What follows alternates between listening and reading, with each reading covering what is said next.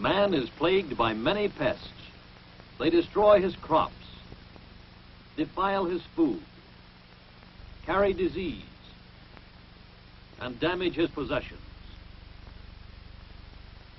A formidable legion against which man must wage a continuing war to survive.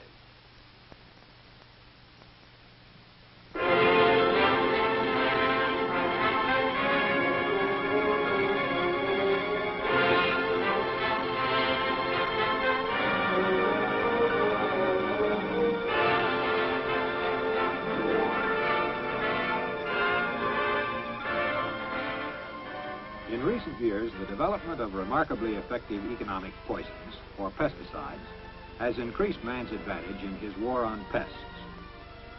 Today, pesticides are used in more situations and for a wider variety of purposes than ever before. Production of the basic chemicals in the United States alone is over 500 million pounds per year. Every person is exposed one way or another. Modern pesticides are easy to use, highly effective, deadly poisonous to insects and rodents, but what about people? How do these high-powered poisons, so fatal to insects and such, affect people? The farm families whose homes are dusted right along with their crops, the operators of spraying and dusting equipment, and their co-workers.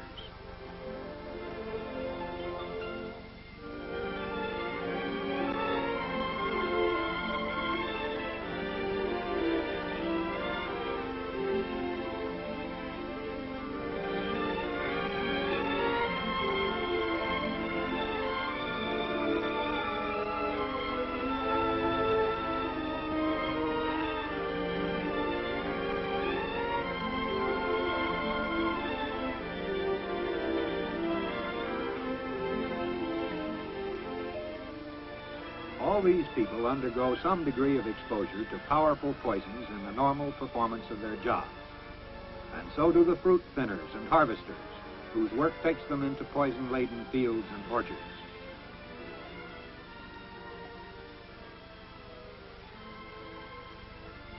And what about all of us, who must eat food that has been treated by poisonous sprays and dusts? Just what are pesticides doing to people?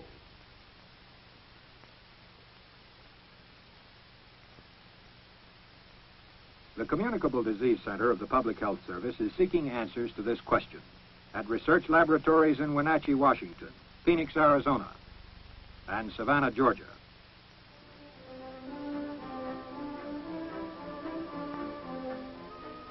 The concern of these laboratories is to find out how poisonous these pesticides are, the way they act, and the types of injury they can cause, to learn the clinical symptoms and the course of illness from poisoning, to develop and test antidotes, and to determine what precautionary measures are needed for safe use of pesticides.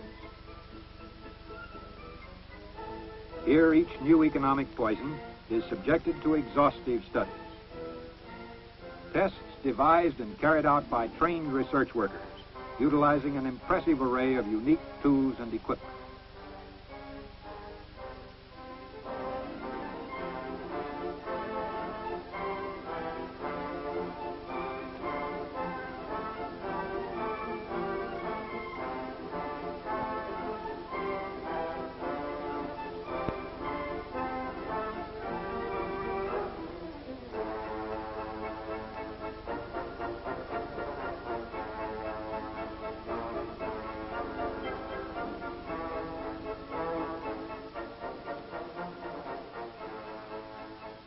Laboratory animals also play an important role in many experimental studies.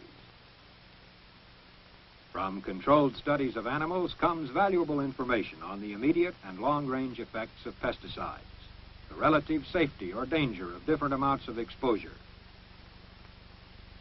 how much poison is stored up in the body and how much excreted, and the effects of pesticides on the vital organs.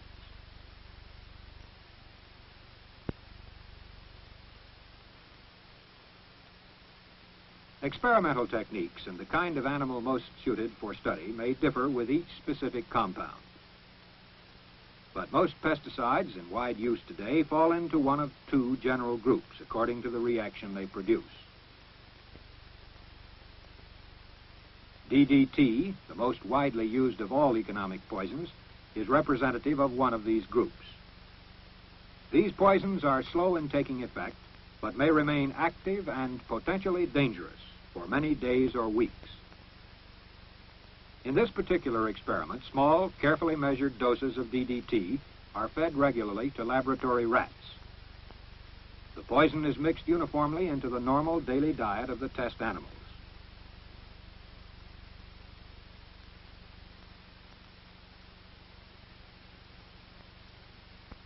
Since DDT is slow-acting, the way it is stored in the body tissues and the results of this accumulation can be studied over a long period of time.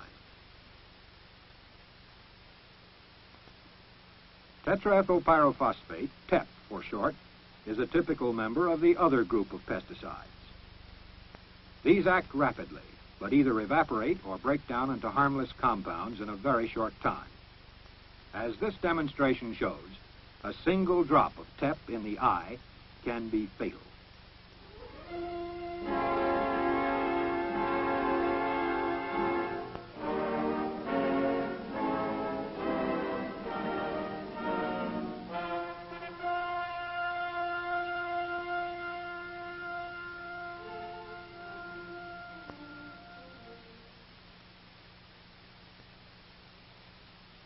Experiments with animals yield findings which can be applied to humans.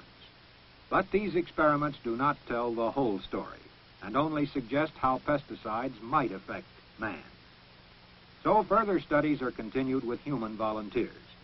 These essential studies are based on laboratory findings and animal experiments which greatly reduce the element of risk. Men have been drinking measured amounts of diluted pesticide for several months in this long-range test.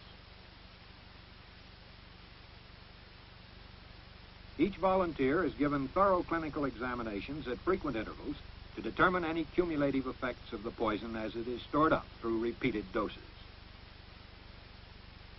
Much of the knowledge gained in both laboratory and clinic can be translated into recommendations for the safe use of pesticides. These recommendations are then tested in the field. In this test of laboratory recommended clothing, to be worn when using highly poisonous insecticides, absorbent pads are attached to collect samples of pesticide spray. Cotton gloves, worn underneath protective rubber gloves, are used to collect samples of any poisonous material that would actually reach the skin. Laboratory-tested respirators are an essential part of the protective outfit when highly toxic pesticides are used. Here, one equipped with absorbent pads is used to measure the poison a worker would inhale if he neglected to wear his respirator. After use, the pads will be removed from the respirator and taken to the laboratory for examination.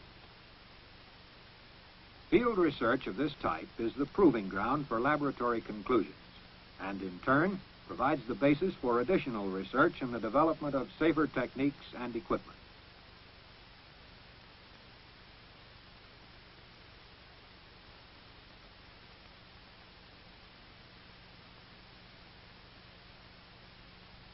At the conclusion of each test, underclothing, cotton gloves, and absorbent pads are carefully removed and turned over to the laboratory for examination.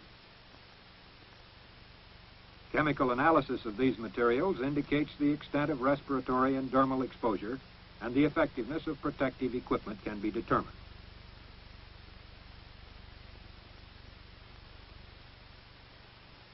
A quite different method is used to determine exposure to residential areas during extensive spray operations.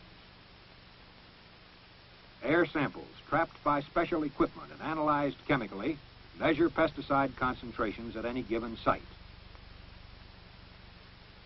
In companion studies, samples of fruit, vegetables, and other food products are collected and analyzed for poisonous residue,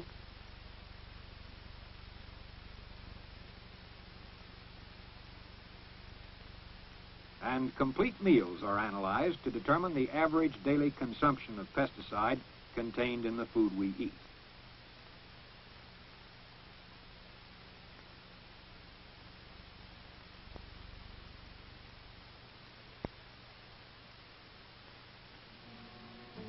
Additional contributions to the understanding of pesticides, impossible to obtain otherwise, are made by victims of severe accidental exposure. These patients enable research workers to observe the clinical effects and course of illness resulting from extreme poisoning. They also contribute greatly to the development of life-saving antidotes and treatment procedures. Knowledge obtained in the clinic, field, and laboratory becomes truly significant only when it can be put to practical use. Toward this end, various booklets and scientific papers are prepared by the research laboratories. These publications cover the entire range of pesticide research and are distributed to those who want and need this information.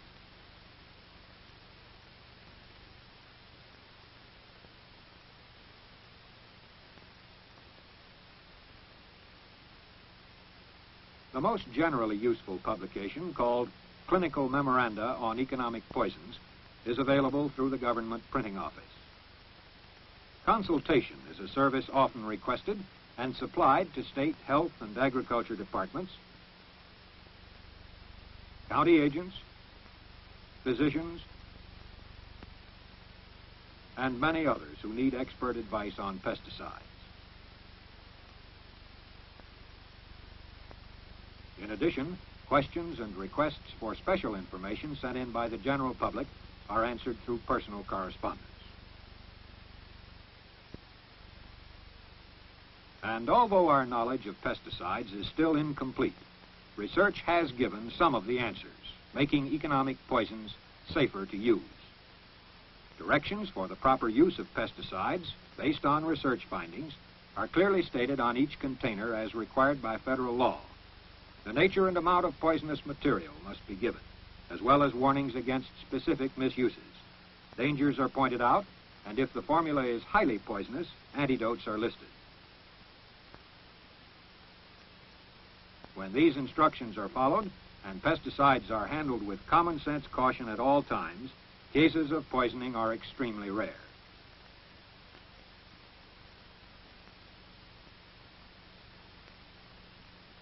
But accidents do occur, and it is important that the user of pesticides know what to do in any emergency. Even more important is the prevention of accidents. Many cases of accidental poisoning can be avoided if pesticides are stored where they are accessible only to those qualified to use them and kept under lock and key. Empty containers are always dangerous, especially to children and livestock, and should be destroyed as soon as they are emptied. During widespread applications, nearby homeowners must be notified, and fields and orchards cleared of all workers other than equipment operators. Harvesters and other workers can return after allowing enough time so that the particular poison used is no longer a health hazard. When label directions are followed, the residue on foods treated with economic poisons becomes harmless before harvesting and offers no threat to the ultimate consumer. Pesticide research is helping us to understand economic poisons. We're learning how to use them safely and without needless fear.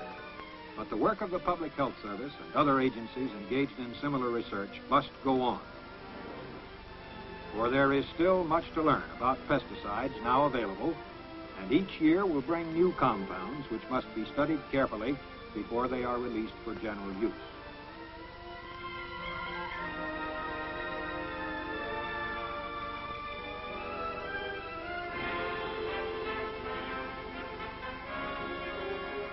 Because of this research, we are assured that the benefits from pesticides in greater comfort, less disease and economic loss, and bigger and better crops can continue without endangering public health.